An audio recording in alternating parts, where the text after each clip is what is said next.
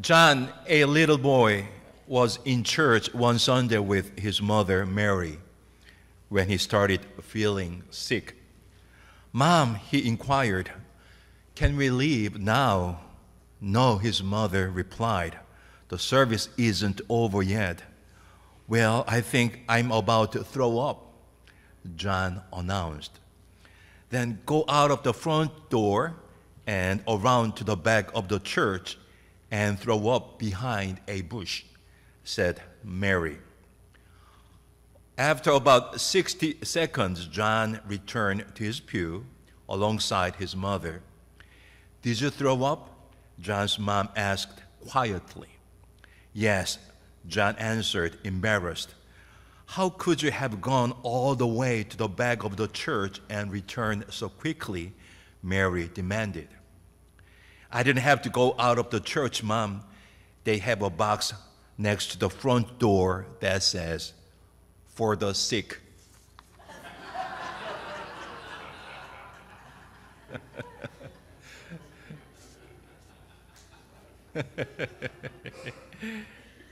Brothers and sisters, this morning I'd like to share my mission experience for Native Americans in South Dakota.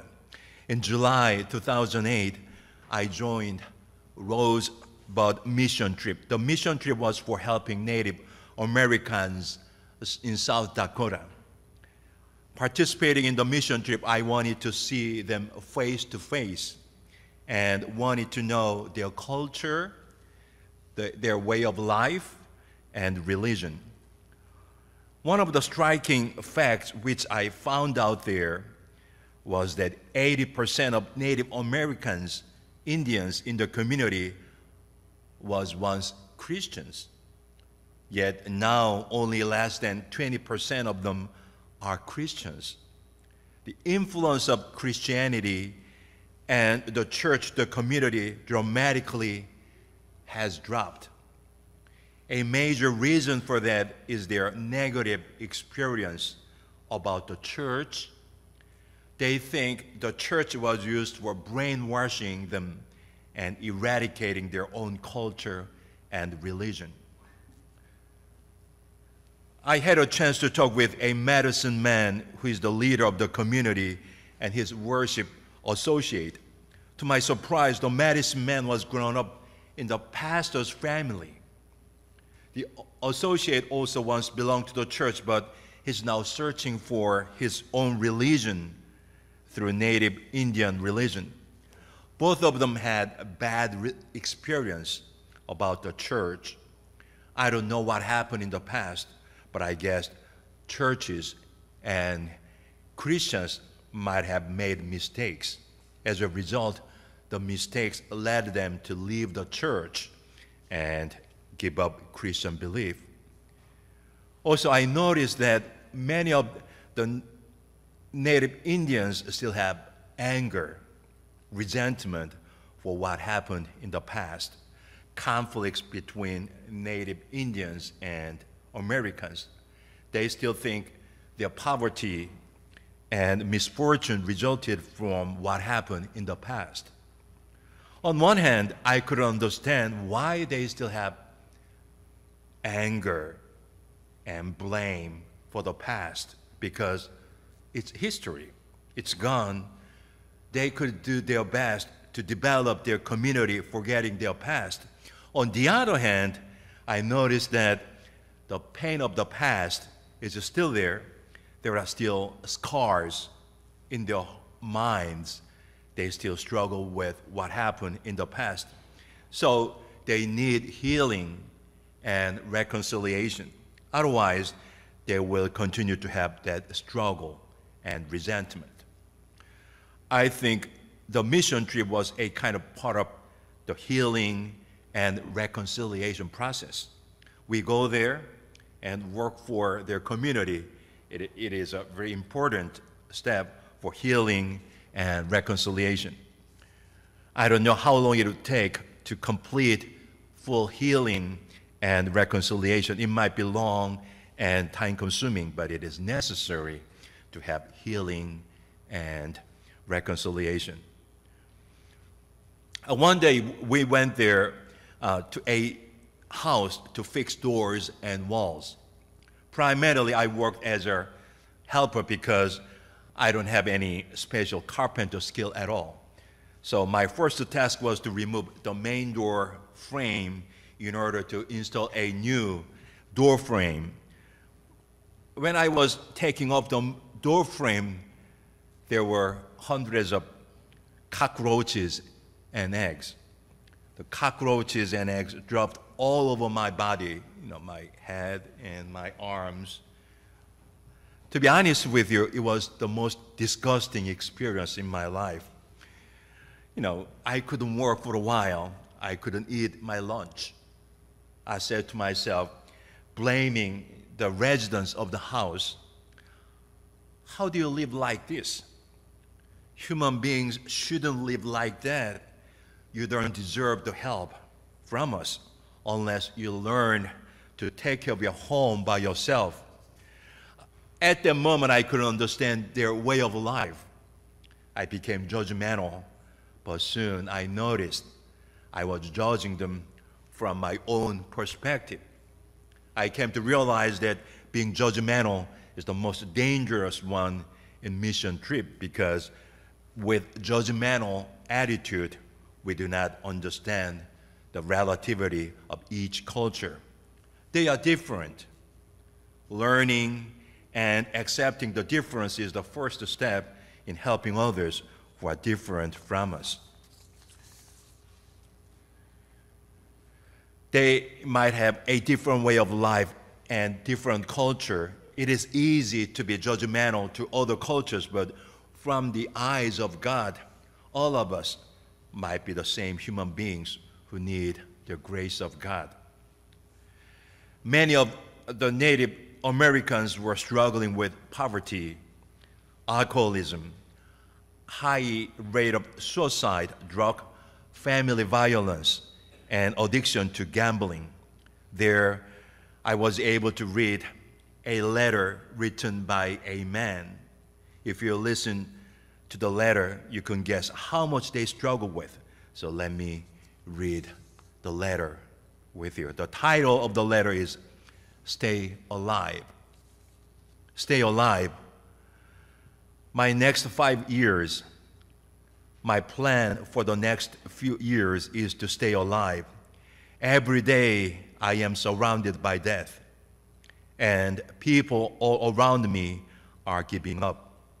It makes me want to give up too, but I have kids and I have goals to stay alive.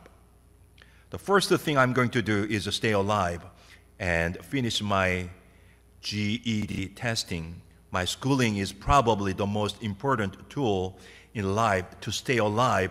It helps you move forward and gives you a lot more and more opportunities to be successful in life. The second thing I'm going to do to stay alive is provide for my kids and care for them. I'll be there for my children because my father wasn't there for me. My kids will know I am their father. I don't let them down because I'm doing this for them. The third thing I will do to stay alive is find sobriety and stay clean of drugs. All my life, I grew up around alcoholics and drug addicts, and now it is affecting my life because the influence of alcohol has caused me to lose family and fail school. I can be a better person, and I am on my way to a better life. I'm proud to say I'm sober and clean now. I'm a strong Native American with a lot of goals in life, and I will complete to my journey. I will stay alive long enough to look back and see what I've done. I pray for my people to be strong and brave and ready to stand by me as we fight this war against death and poverty that our people go through every day. In the scripture today, Jesus emphasized that the least need to be taken care of well. He said it is our responsibility. Also, Jesus identified himself as one of the least.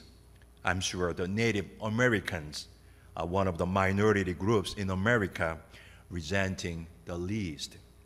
I hope someday some of you can join the mission trip, or if you are unable, then you can pray for them, or you can share what you have with them. I hope that the love of Jesus will be given to them through our participation, prayer, and gift. So let us watch the video clip together.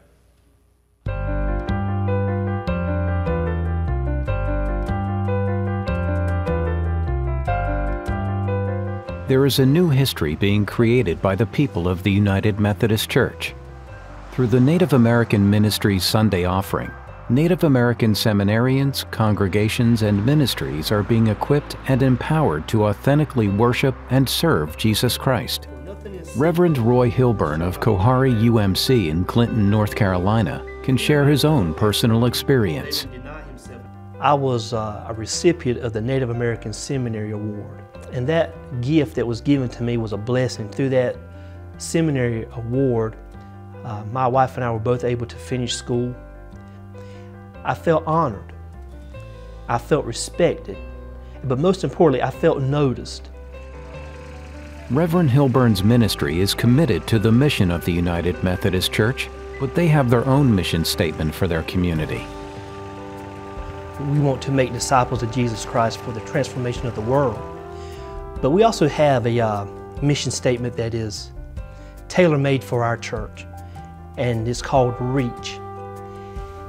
What we do with the REACH is that we want to restore lives with the proclamation of the Word.